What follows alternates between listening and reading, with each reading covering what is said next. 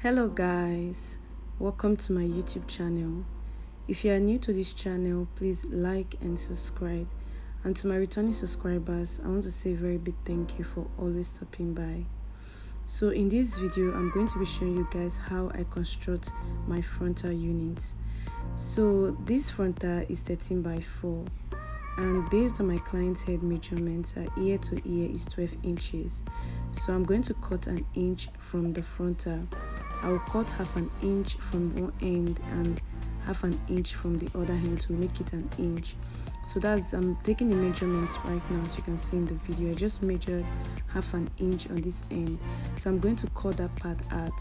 And when trying to cut out the excess of your lace frontal, try as much as possible to remove all the hairs from the way so you don't end up cutting excess hairs. So just watch what I'm doing in the video and you understand exactly what I'm explaining.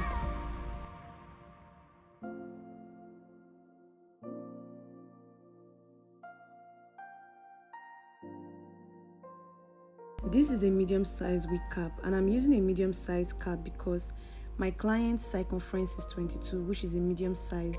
So I transferred her measurement to the wig cap off camera, and this is the excess afterwards.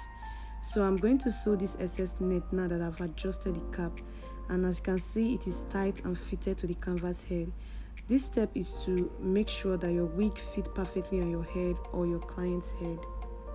After adjusting the wig cap to my client's measurements, I like to sew the excess net to the front part of the wig cap. Some persons like to sew theirs to the back part of the wig cap, some at the middle, but I prefer sewing it in the front because I know after the whole process I'm going to be cutting out that part of the wig cap. So you can also adopt this method, or you can sew yours to the back if you prefer that method.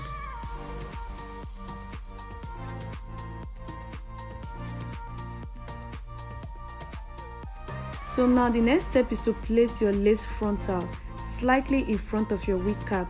To be more specific, you can use your measuring tape to measure 1/4 from the wig cap and then use your T-pin to secure it in the middle. After that, you are going to secure the back part of your frontal, and you're also going to start securing from the middle part. Then secure both sides. When securing the side of the frontal, drag it a bit so that it will be as flat as possible, and then use your T-pin to secure it, just as I'm doing in the video. I would also like to point out that when placing your lace frontal on your wig cap, make sure you place it correctly.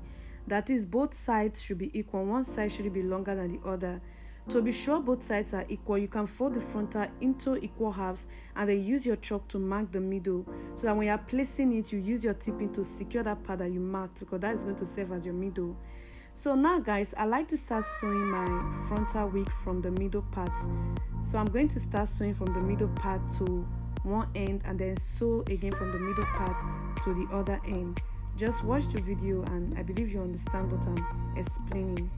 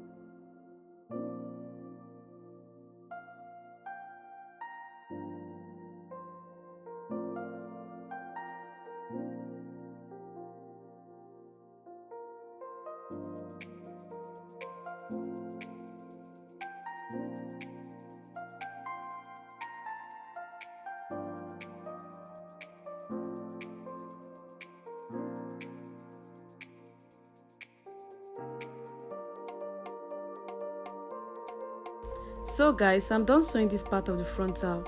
I didn't show how I sewed the other part because I basically repeated the same thing that I did when I was sewing the first part, and I also didn't want the video to be too long. That was why I didn't show it. And I'll be working with these 22 and 24 inches bundles.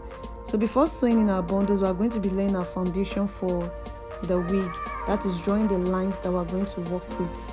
And if you are going to be sewing by hand like I'll be doing in the video, then draw your lines close together like a pinky finger apart. And while drawing your foundation, it is important you keep in mind how many bundles you are using. For example, if you are going to be sewing in 2 to 3 bundles, then your lines should be farther apart. But if you are using 4 to 5 bundles like I'm going to be doing in the video, then your lines should be close together. If you can't use your fingers to lay your foundation, then work with your measuring tape. Place your measuring tape on the wig cap and mark each number on the cap. That is if you are working with 2 to 3 bundles. But if you are working with 4 to 5 bundles, then mark an inch of each number on your wig cap.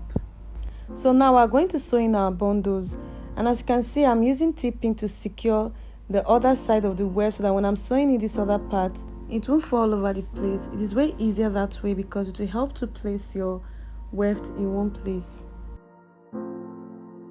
To sew the bundles on your wig cap, stick your needle through the weft and take it through your wig cap. After that, take the needle through the 2 pieces of thread and drag it up tightly to create a knot.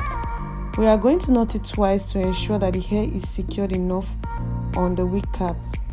After that, we are going to be taking our needle round the weft and not through the weft anymore. It is only the first sew that you are going to stick the needle through the weft. After that first sew, you are going to be sewing round the weft of your bundle.